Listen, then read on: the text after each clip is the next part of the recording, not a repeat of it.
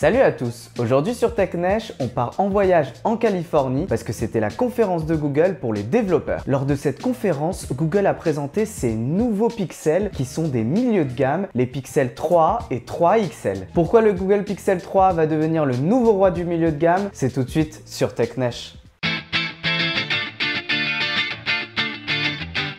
Première raison qui fait que ce Google Pixel 3 va écraser toute la concurrence sur le milieu de gamme, c'est la photo. C'est pour moi la raison qui rend ce smartphone incroyable, inédit, exceptionnel et j'en passe. Google a fait très fort sur ce Google Pixel 3 en intégrant le même capteur photo que celui qu'on trouve sur les Google Pixel 3 et Pixel 3 XL, qui est encore aujourd'hui le meilleur appareil photo qu'on ait vu sur tous les smartphones et encore en 2019. We're here because you're looking for the best of the best of the best, sir. Google a évidemment intégré le même traitement logiciel qu'on trouve sur les Pixel 3 et Pixel 3 XL sur ce Pixel 3 et c'est ce qui faisait la magie de ces deux téléphones, notamment sur les clichés basse luminosité parce que sur ces clichés là, quand vous avez peu de lumière, et sur les Pixel 3 et Pixel 3 XL, on voyait vraiment bien la photo et c'est l'intelligence de Google en fait qui avait derrière qui permettait de rendre ce cliché aussi incroyable. Et on retrouve la même chose sur ce Pixel 3 et Pixel 3 XL, ce qui est incroyable parce que la plupart des milieux de gamme que j'ai testé, l'appareil photo était milieu de gamme, c'est-à-dire correct, mais sans plus. Et même sur les derniers OnePlus, on trouve pas un appareil photo aussi performant alors qu'il coûte 100 € supplémentaires. La deuxième raison qui va couronner ce Google Pixel 3 au sommet du milieu de gamme, c'est le prix, 399 €, ce qui le place sur la fourchette un peu haute du milieu de gamme, mais quand on le compare à ses concurrents et notamment le Huawei P30, le Samsung Galaxy S10, l'iPhone XR ou encore le Google Pixel 3, on se rend compte que c'est un très bon prix. Alors évidemment, on va les comparer sur la partie photo parce qu'il y a eu quand même quelques concessions faites par Google pour arriver à ce prix-là. Notamment, on a un dos en plastique, donc fini les finitions haut de gamme, un Snapdragon 670, alors que sur le Pixel 3, on avait un Snapdragon 845, pas de charge sans fil, pas de stockage illimité des photos en qualité originale comme on l'a sur le Pixel 3 jusqu'en 2022. Dernier point, on n'a pas l'appareil photo frontal grand angle, ce qui ne permet pas de faire des selfies de groupe comme on pouvait le faire sur le Google Pixel 3. Bon, par contre, Google a décidé de réintégrer le jack 3,5 mm sur ce Pixel 3, ce qui est une bonne nouvelle. En dehors des quelques compromis que je vous ai cités juste avant et qui sont pas pour moi un frein à l'achat, notamment quand on regarde le prix de ce smartphone, c'est-à-dire 399 €,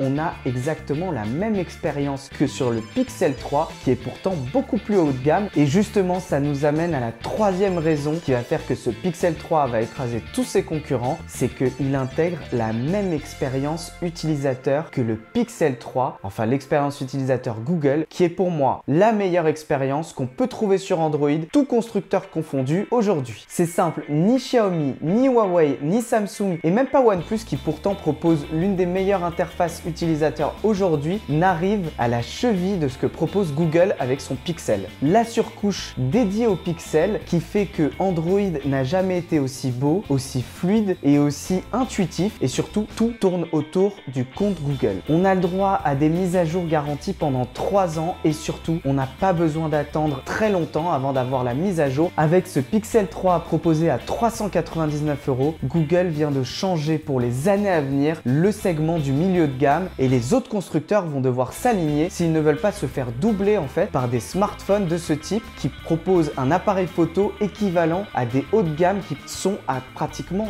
400 € de plus que ce Google Pixel 3. Ma vidéo sur le Google Pixel 3, le nouveau roi du milieu de gamme, c'est terminé. Si vous avez aimé ma vidéo, n'oubliez pas de mettre un pouce vers le haut qui se trouve juste en bas de la vidéo. Sinon, vous me le faites savoir dans les commentaires. La prochaine fois, on aura toujours plus de tech et de mobilité urbaine. Mais en attendant, je vous dis à bientôt sur TechNesh.